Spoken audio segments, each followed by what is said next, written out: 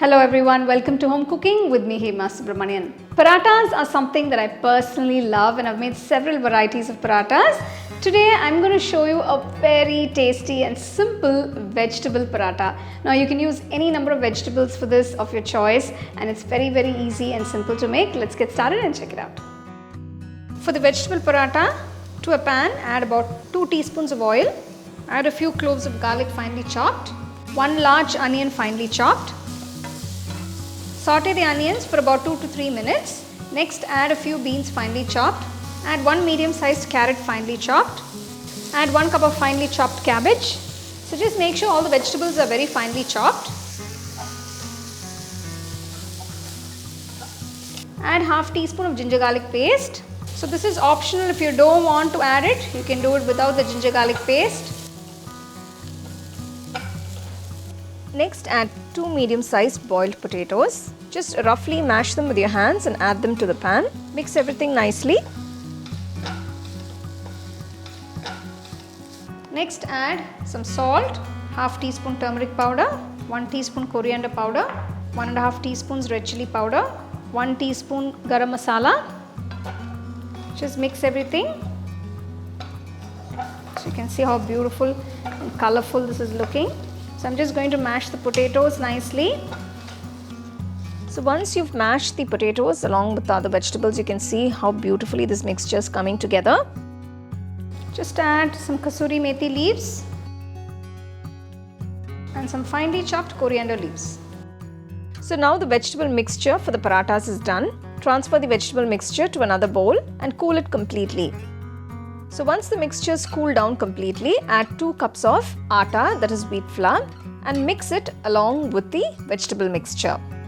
You can adjust the quantity of atta, that is the wheat flour, depending on the quantity of vegetable mixture that you've made. So you can see I'm just adding little water at a time to mix the dough. So the dough is gradually coming together.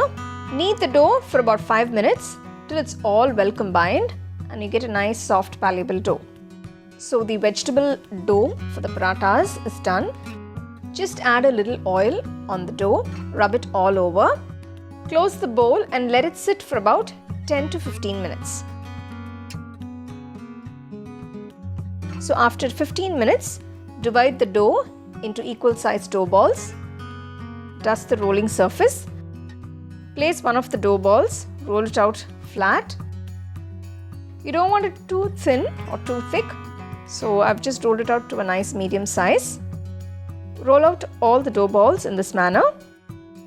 Once the tawa is hot, we're going to start cooking the parathas. Place the paratha on the hot tawa, cook on one side, flip it onto the other side.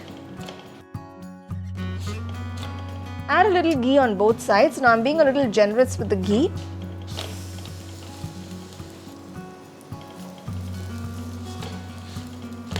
Once you get these nice brown spots on the paratha, remove them from the hot tawa and you can serve them nice and hot. Now I'm going to quickly make some boondi raitha to go with the parathas. To a cup of whisked curd, I'm adding some boondi. Just mix it in. So you can serve these nice, delicious and hot vegetable parathas with some nice pickle and some nice boondi raitha by the side. They make for a perfect meal. You can enjoy these anytime. You can make them in advance and put it in a box and you can refrigerate them. You can even freeze them. They're just absolutely delicious. Wow, those parathas look absolutely soft and delicious and they're amazing.